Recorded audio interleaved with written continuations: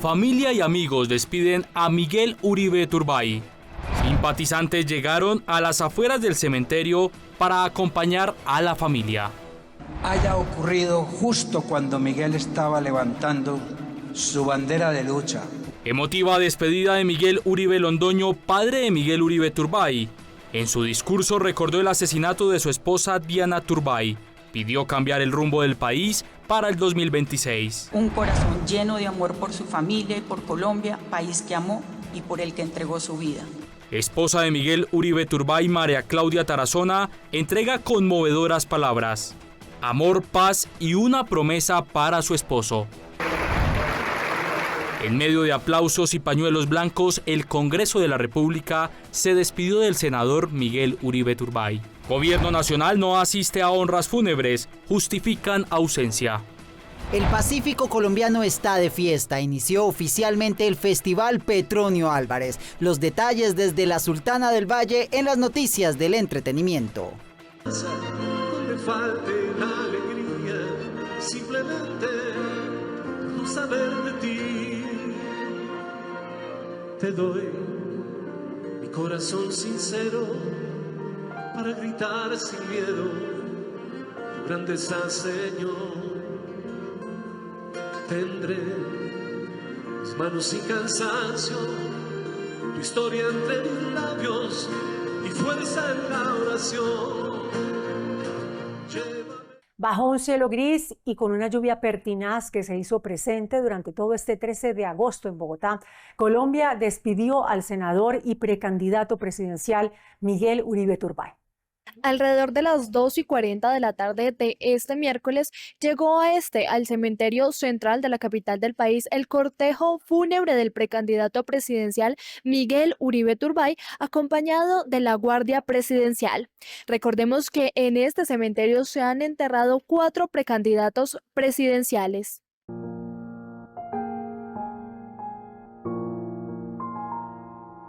El ambiente en el cementerio fue desgarrador. La imagen del pequeño Alejandro, de solo 4 años, aferrado a su madre María Claudia Tarazona, conmovió profundamente. Las lágrimas de sus hijas y el abrazo imponente de Miguel Londoño, padre del senador, reflejan el vacío irremediable que deja su partida. Hoy, 34 años después, este padre y abuelo revive un doloroso episodio de su vida marcado por la violencia sistemática de Colombia. Asimismo, a las afueras del cementerio, varias personas se congregaron solidarizándose con la familia. Doloroso, por eso estamos hoy en día dándole su último adiós a él. Gracias a que Dios lo tenga en su gloria y que resulten personas capaces, inteligentes para que dirijan nuestro país. Nunca nos olvidaremos de él, de este gran mal que le hicieron al pueblo colombiano. Y así termina otro día oscuro en la historia de Colombia. Un emotivo discurso protagonizó el papá de Miguel Uribe Turbay, Miguel Uribe Londoño. Aseguró que se tiene que cambiar el rumbo político para el año 2026. Además, dijo que no se puede repetir la historia de lo ya vivido, el asesinato de su esposa Diana Turbay y ahora de su hijo. En la Catedral Primada de Bogotá, Miguel Uribe Londoño tomó la palabra para despedir a su hijo, Miguel Uribe Turbay, en medio de una ceremonia cargada de dolor y gratitud. Inició agradeciendo las expresiones de apoyo recibidas, aseguró que su hijo tuvo una despedida digna de su lucha y trayectoria y que esas muestras de cariño quedarán por siempre en el corazón de la familia. Hace 34 años la guerra se llevó a quien fue mi esposa Diana Turbay. Tuve que decirle a un niño de apenas 4 años, con todo el dolor de mi alma, la horrenda noticia del asesinato de su madre. En esta misma santa catedral cargué en un brazo a Miguel y en el otro el ataúd de su mamá Diana. Hoy, 34 años después, esta absurda violencia también me arrebata a ese mismo niño. Lamentó que décadas después la violencia volviera a golpear a su familia, arrebatándole a Miguel. Esta guerra tiene culpables y responsables. Lo sabemos. No tenemos ninguna duda de dónde viene la violencia. No tenemos duda de quién la promueve. No tenemos duda quien la permite. Tenemos que plantar cara a esto y decir no más, no más, no más. Con firmeza, dijo que el atentado no fue un hecho fortuito, sino un acto calculado contra un líder que estaba levantando su bandera de lucha. Tenemos una oportunidad única de frenar esta locura en 2026. No la desaprovechemos. Solo así tendrá sentido esta causa. Asesinaron a Miguel, pero jamás podrán asesinar su propósito. En un mensaje final pidió que la memoria de su hijo permanezca viva y que su ejemplo sirva para construir un país distinto. Con la voz quebrada, le agradeció por su vida, su honestidad y su entrega. Amor, paz y una promesa para su esposo. Así fue el conmovedor mensaje de despedida de María Claudia Tarazona a su compañero de vida. En medio de un silencio sobrecogedor y con la presencia de familiares, amigos y figuras públicas, María Claudia Tarazona pronunció el discurso más difícil de su vida para despedir a su esposo, Miguel Uribe Turbay. La misa funeral se convirtió en un homenaje que mezcló el dolor por la pérdida con la gratitud por el legado de quien, dijo, vivió para servir y para amar con un corazón noble. La muestra de amor más grande de Miguel hacia mí es haber resistido a semejante brutalidad para darme el tiempo necesario de prepararme con Dios y la Virgen María en mi corazón para su muerte. Dios se lo concedió y hoy habita en mí de la manera más plena. Ese es el verdadero milagro. Por eso, colombianos, no pierdan la fe.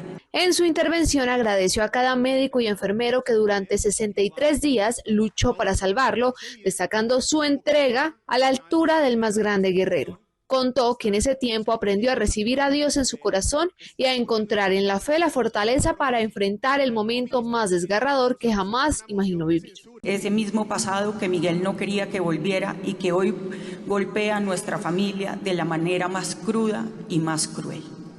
Romper una familia, quitarle a un padre a su hijo, a una esposa a su esposo, a unos hijos un padre, es el acto de maldad más grande. María Claudia evocó la esencia de Miguel, a quien describió como músico, ajedrecista, matemático, humanista y un hombre decente de buen corazón. Recordó que uno de sus mayores sueños era que sus hijos crecieran libres del dolor de la violencia, un anhelo que ahora, dijo, él protege desde el cielo. Nuestro amor y el amor que sentimos por nuestro hijo y las niñas trasciende este plano terrenal. Miguel, te voy a amar.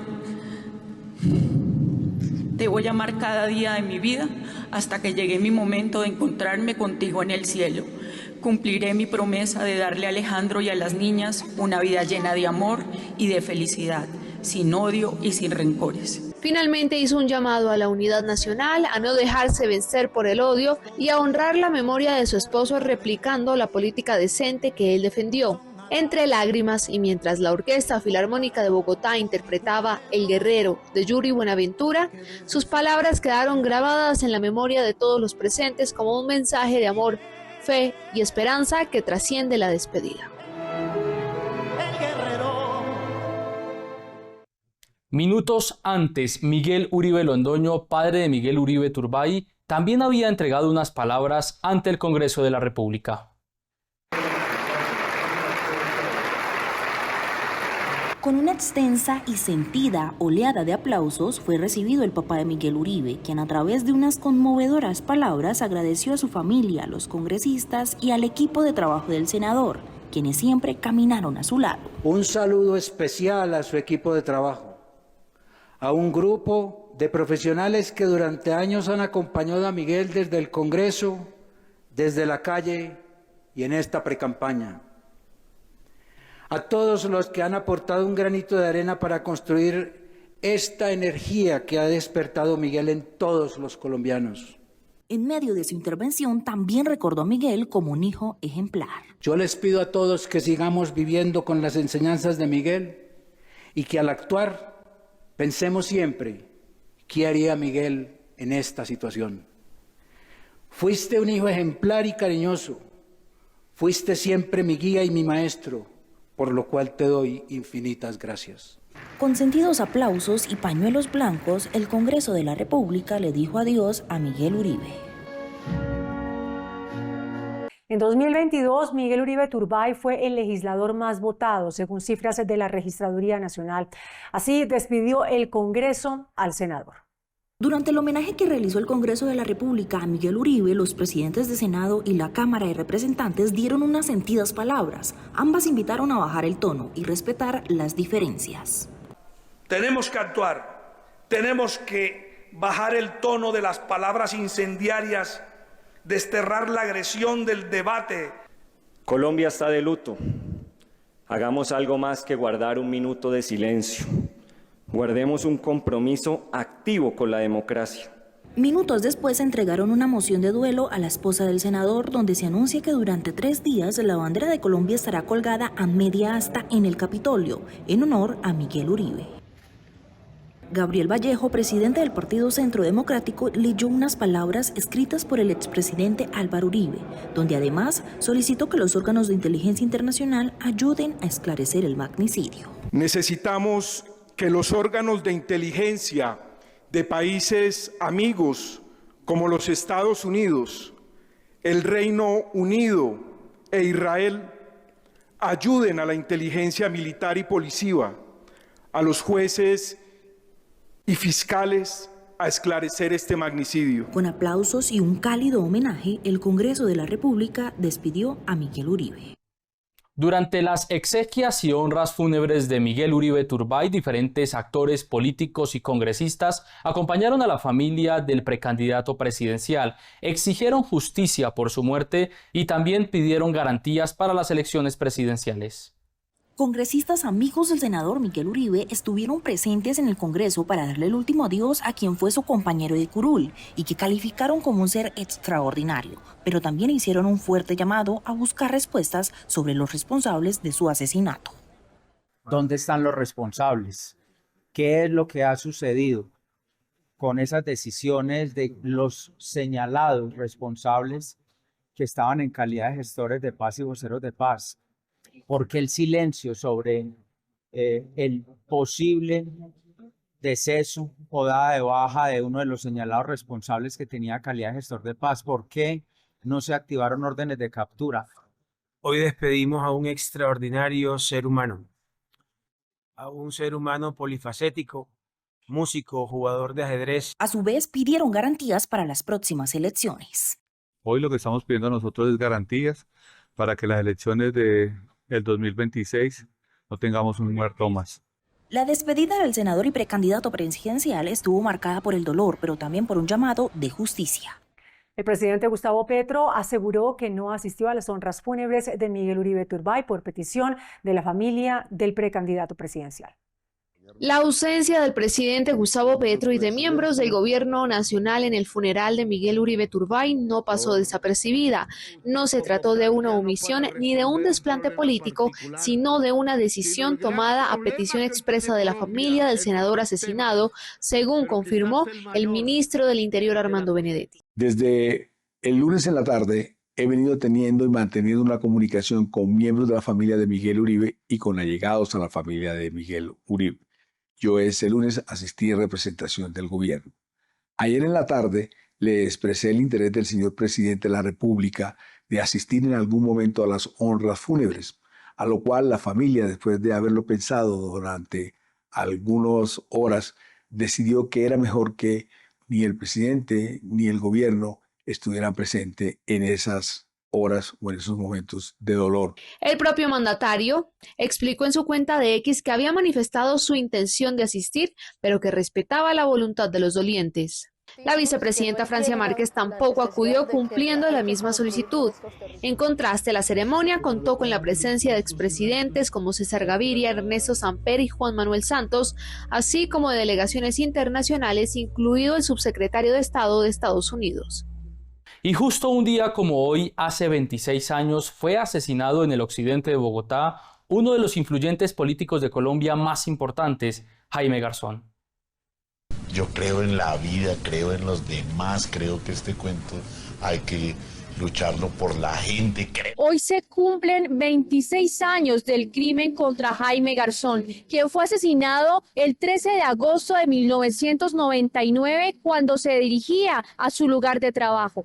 Los hechos indican que fue víctima de un ataque por sicarios en moto, quienes le dispararon mientras esperaba en un semáforo. El crimen ha sido asociado con sectores políticos y militares que veían en Garzón una voz crítica y a menudo incómoda por su estilo de humor y crítica a la corrupción. Él decía que no quería morir en la historia, que él quería permanecer y que lo que él dijera tuviera validez muchos años después, y pues lo estamos viendo todavía en muchos jóvenes y niños que lo recuerdan, pero también que ni siquiera lo conocieron, que eso es lo más interesante. Garzón era conocido no solo por ser periodista y humorista, sino que también desempeñó un papel importante en la política. Hoy, después de 26 años, su recuerdo sigue latente. A mí me gustaría no morir en la historia.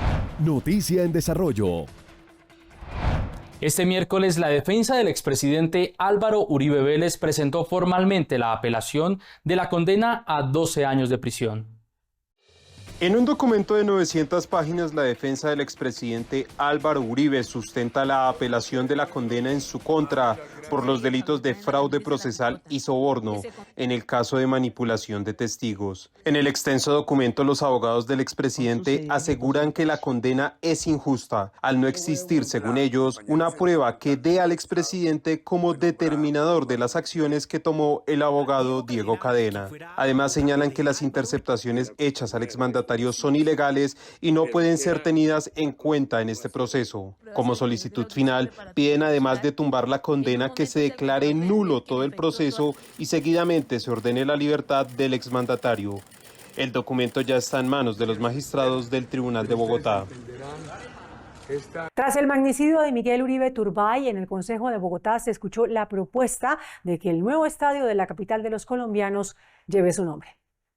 Proponen bautizar el nuevo estadio de Bogotá con el nombre de Miguel Uribe Turbay, con el fin de dejar un legado en la historia. Esta iniciativa fue por parte del concejal Emel Rojas, del movimiento Nueva Fuerza Democrática, quien se refirió en la plenaria sobre la desaparición del legado del congresista y dijo que junto al concejal Daniel Briceño propondrán al alcalde Galán que algunos recintos del Cabildo Distrital lleven el nombre de Miguel Uribe Turbay en su honor. El estadio Nemesio Camacho El Campín, que es un nuevo estadio, podríamos incluirlo, obviamente ahí hay un contrato, pero podríamos pensar también que ese nuevo estadio, también lleve el nombre de Miguel Uribe. Pese a la intención de los cabildantes, por ahora se sabe que el nuevo estadio conservaría el homenaje actual de Nemesio Camacho.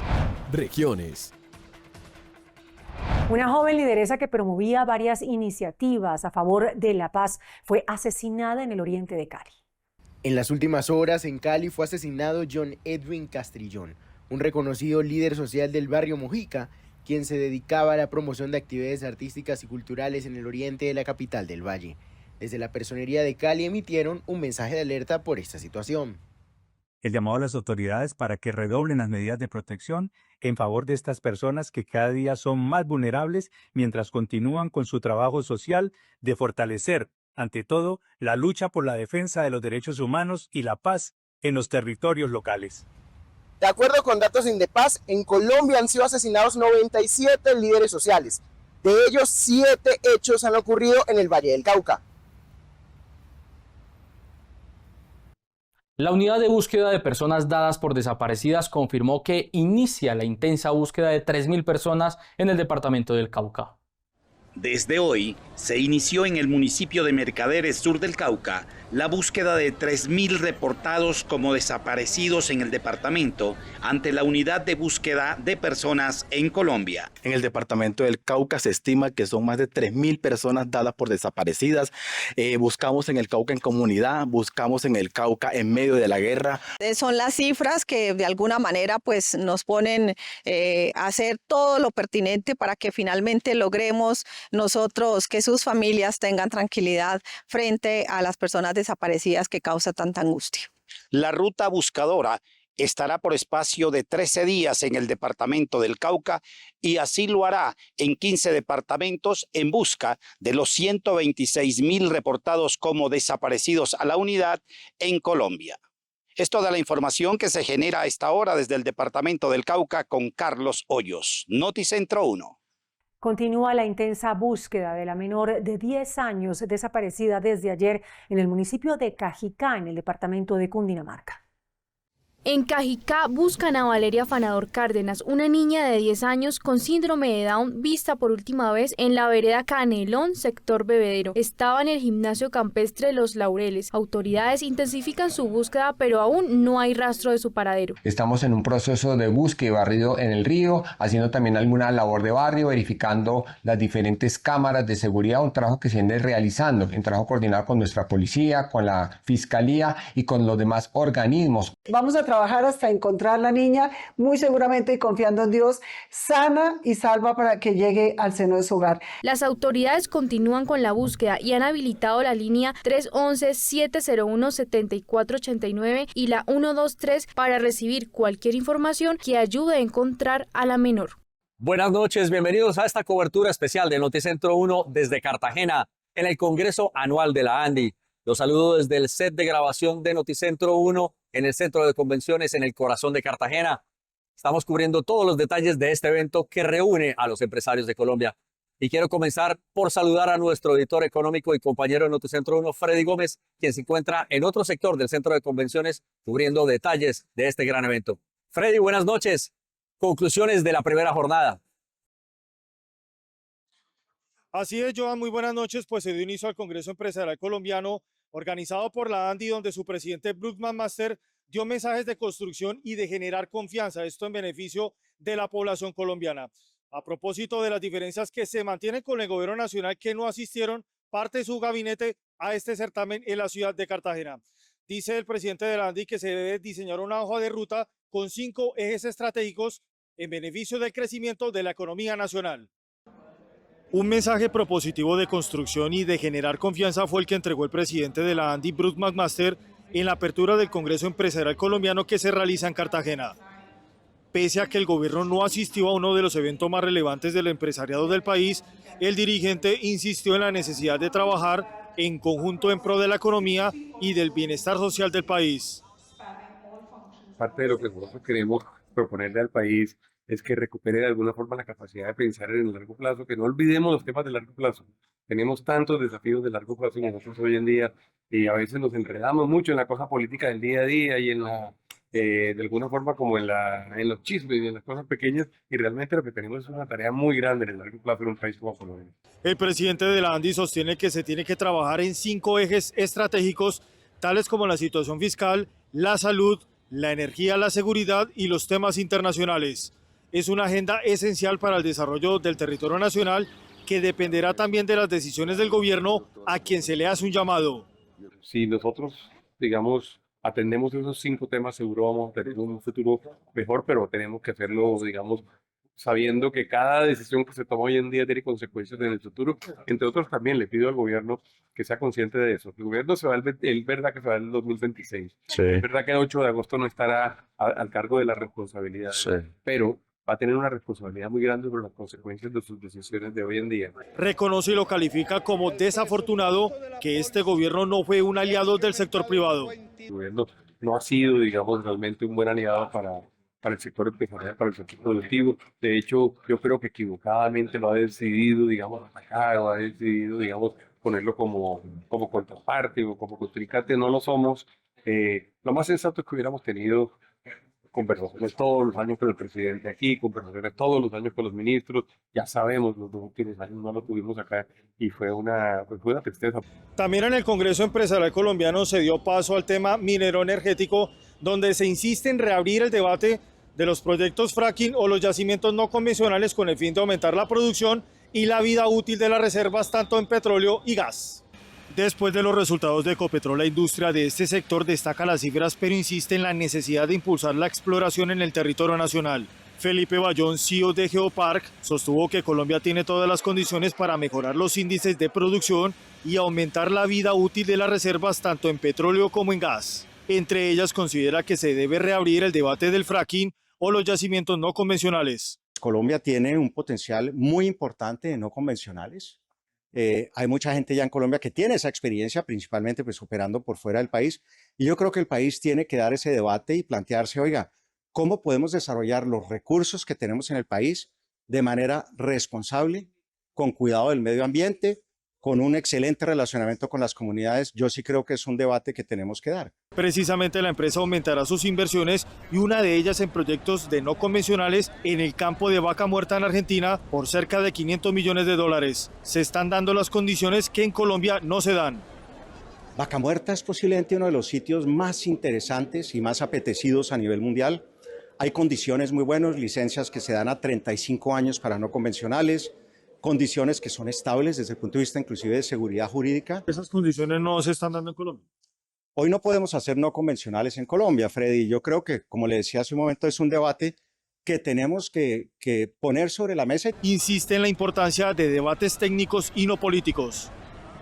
También en Cartagena y en simultáneo con el Congreso de la ANDI se tuvo reunión por parte de miembros de la FAO que hablaron sobre la seguridad alimentaria del país. Se hicieron varias recomendaciones para Colombia y el resto de América Latina. Durante la 10ª reunión de la Red Regional de Sistemas Públicos de Abastecimiento y Comercialización de Alimentos de América Latina y el Caribe, la Organización de las Naciones Unidas para la Alimentación y la Agricultura, la FAO, lanzó una hoja de ruta para garantizar la seguridad alimentaria de la región. Sistemas públicos de abastecimiento, enfrentar procesos inflacionarios con programas de anticipación a fenómenos climáticos que afecten los precios y una conexión entre productores y consumidores entre las recomendaciones. Más información, más conciencia de cuáles son los sectores más vulnerables y ayudar a conectar a esos actores. Eso obviamente permite que se pueda, digamos, lidiar con este tema de volatilidad de precios en algunos sectores. Se pide mejorar los recursos públicos y que el tema de alimentos debe ser prioridad de todos los gobiernos. Esta es una atribución de gobiernos. ¿Okay? Entonces eso no significa que sustituimos uno por otro, significa que estamos equilibrando a participación de actores de sistemas alimentarios que a lo largo de los años fueron colocados ao lado. ¿Por qué? Porque de alguna manera se tornó preponderante una atención mayor a cadenas de valor para exportación. Todas estas políticas deben ir encaminadas en reducir las tasas de hambre en América Latina. Mañana y el día viernes continuará el Congreso Empresarial Colombiano analizando los diferentes temas de la coyuntura económica del país.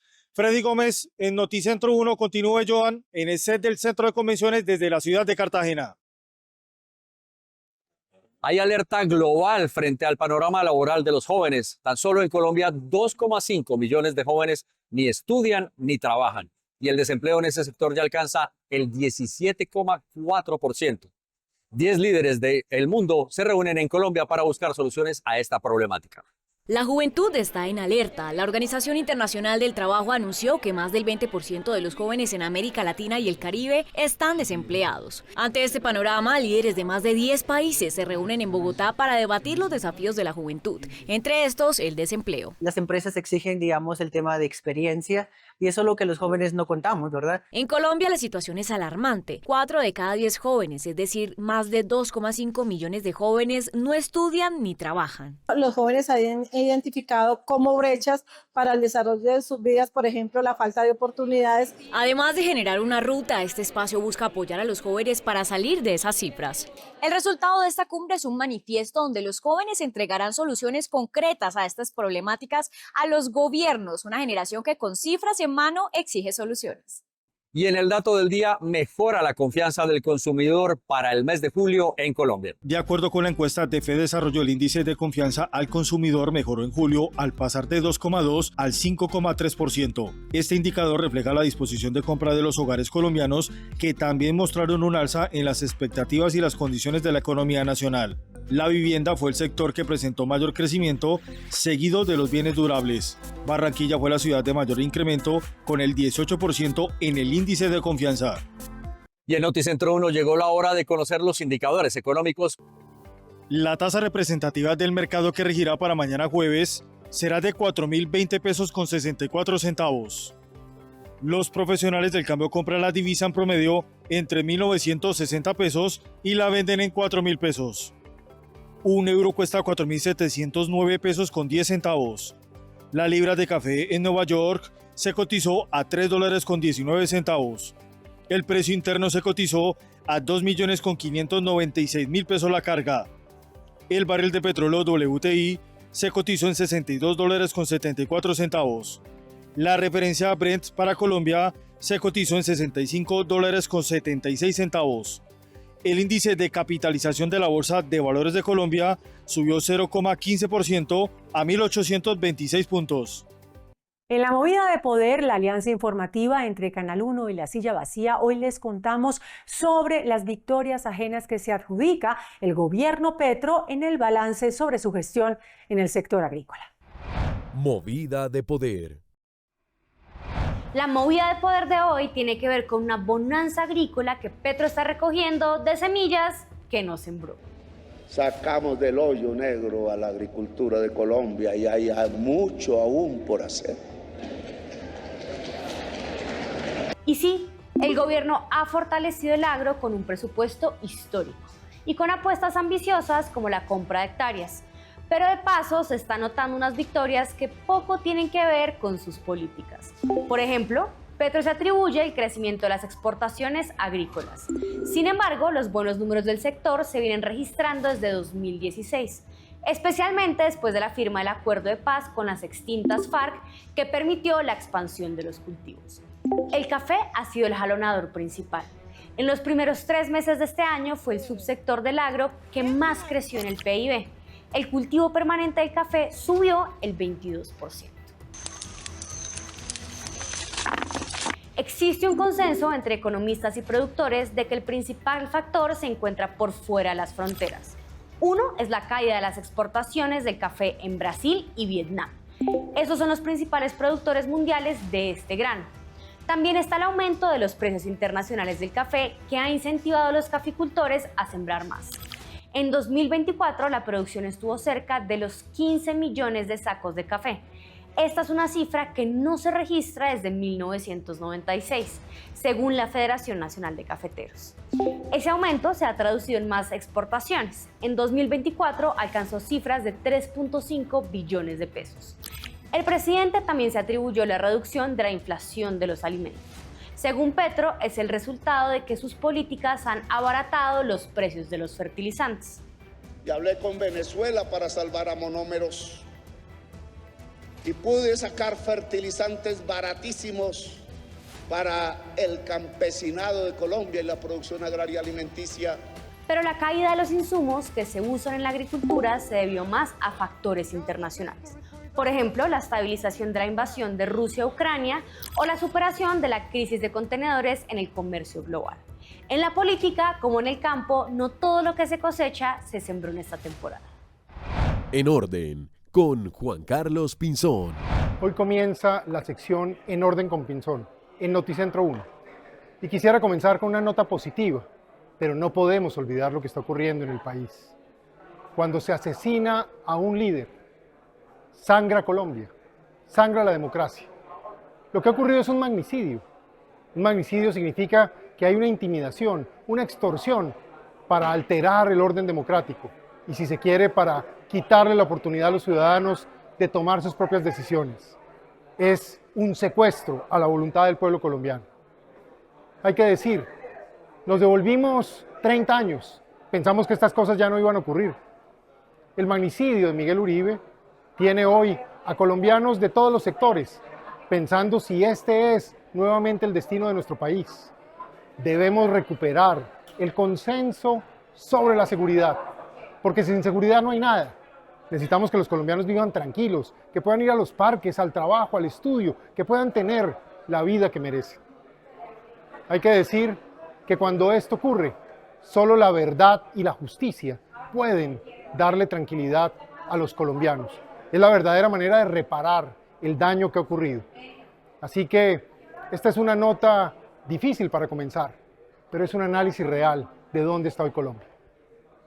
Noticentro 1 acompañando el Festival Internacional de Música del Pacífico Petronio Álvarez en su edición 2025. 171 portadores de la tradición se dan cita en la Ciudadela, donde nos exponen diferentes muestras gastronómicas, culturales, emprendimientos que reivindican ese legado que se ha mantenido a lo largo de los años. Una de las novedades tiene que ver con el homenaje que se le hará en esta edición a la maestra Nidia Góngora, quien durante varios años sus interpretaciones musicales han hecho gala, han hecho característico todo este acervo cultural de esta región del país. Una de las voces más emblemáticas de la música del Pacífico colombiano será homenajeada en la edición número 29 del Festival Petronio Álvarez. Se trata de la maestra Nidia Góngora, quien es reconocida por llevar las banderas de la tradición afrocolombiana en los escenarios del mundo. Muy feliz, de verdad. Para mí me tomó como sorpresa cuando me dijeron, pero me siento muy feliz, además muy honrada. Tal vez no me lo esperaba en ese momento. Y pues obviamente es un homenaje que reconoce ese trabajo de muchos años, un trabajo incansable, un trabajo con mucho amor, con mucha disciplina, con mucha entrega, con mucha responsabilidad. Y pues quiero este homenaje dedicárselo a cada una de esas mujeres del Pacífico que han marcado una pauta importante en mi vida, en mi carrera y en la música del Pacífico. Nidia Góngora se ha caracterizado por convertir sus interpretaciones musicales en un ejercicio de liderazgo social y cultural, donde la defensa de los saberes ancestrales y la visibilización del aporte afrocolombiano a la identidad nacional son los protagonistas. Bueno, antes de despedirme les cuento detalles de la jornada que se va a vivir el día de mañana, y es que empiezan las competencias musicales. Diferentes agrupaciones de toda la región Pacífico se darán cita aquí en la ciudad del Petronio Álvarez para disputar el bombo, ese reconocimiento que los distingue como los mejores en las diferentes categorías. Un total de 52 agrupaciones van a disputarse esta competición a partir del día de mañana, que se extenderá durante todo este fin de semana. La invitación es a mantenerse conectados con Noticentro 1 porque vamos a estar recorriendo los diferentes puntos de esta ciudadela, adentrándonos en este Festival de Música del Pacífico. Información al momento desde Cali, Jorge Escobar Banderas, Noticentro 1. 22 días para cumplir el sueño de mi vida, escalar el Monte Everest. Este 19 de agosto se estrena Sin Límites, una serie colombiana inspirada en hechos reales que sigue la historia de Juan Carlos, un abogado y deportista cuya vida cambia por completo tras un accidente y, lejos de detenerse, decide asumir un desafío extraordinario: escalar el Everest. Yo estoy súper segura que el propósito de tu vida es ir al Everest. Habla sobre la resiliencia, habla sobre la superación personal, es una historia preciosa. La producción está compuesta por 6 capítulos grabados en escenarios reales de la mítica montaña y dirigida por Ricardo Gabrieli. Un reto que aporta autenticidad y una fuerza visual que acompaña la intensidad de la historia. Qué manía la mía la de cuidarte. Llega a todas esas personas que tienen momentos retadores en la vida, todos aquellos que estén cargando su propia cruz y que de pronto no encuentren salidas al ver la serie, encuentren una respuesta o una motivación para continuar y para seguir adelante. Entre drama, emoción y paisajes imponentes, Sin Límites se convierte en un viaje de determinación, amistad y lealtad que recuerda que con la voluntad suficiente no hay meta imposible de alcanzar.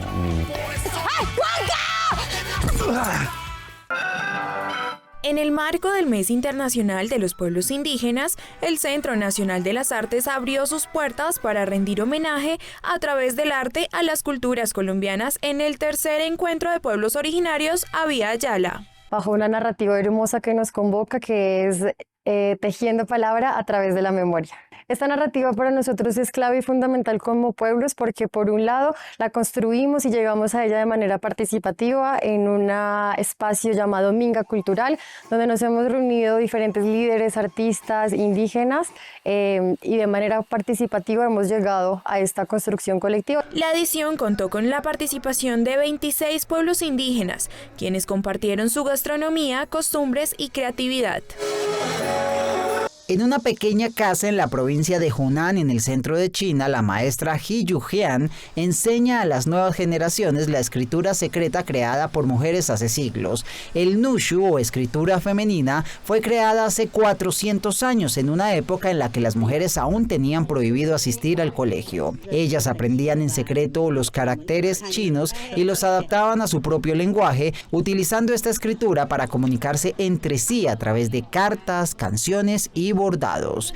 Transmitida de generación en generación entre mujeres en el remoto e idílico condado de Jianyong, hoy está ganando popularidad en todo el país con las mujeres chinas que la consideran un símbolo de fortaleza femenina.